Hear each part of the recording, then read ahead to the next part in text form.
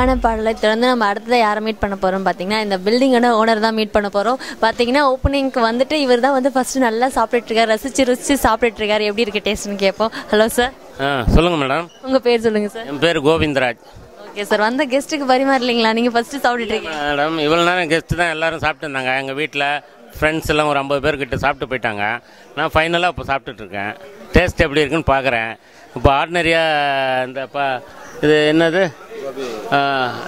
கோபி மஞ்சூரி, இந்த பட்ரு, இந்த பன்னீர் குருமா மாதிரி ஒன்று, நான் சப்பாத்தி இதெல்லாம் சாப்பிட்டேன்.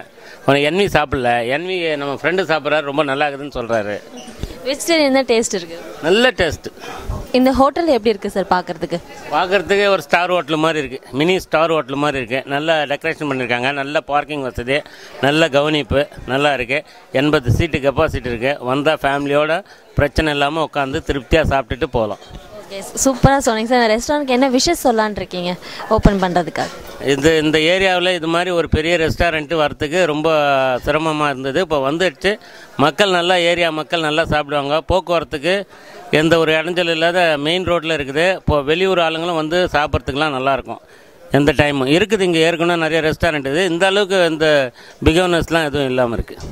ரொம்பவே தேங்க்ஸ் சார். ரொம்பவே அழகாக, எனர்ஜெட்டிக்காக, ரொம்ப டேஸ்டியாக சாப்பிட்டுட்டு சொல்கிறது சூப்பராக இருக்குன்னு சொல்லிட்டு நீங்களும் வந்து சாப்பிட்டு என்ஜாய் பண்ணுங்கள். இந்த என்ஜாய்மெண்ட்டோட ஒரு அழகான பாடல் வந்துட்டே இருக்குது, பார்க்கலாம்.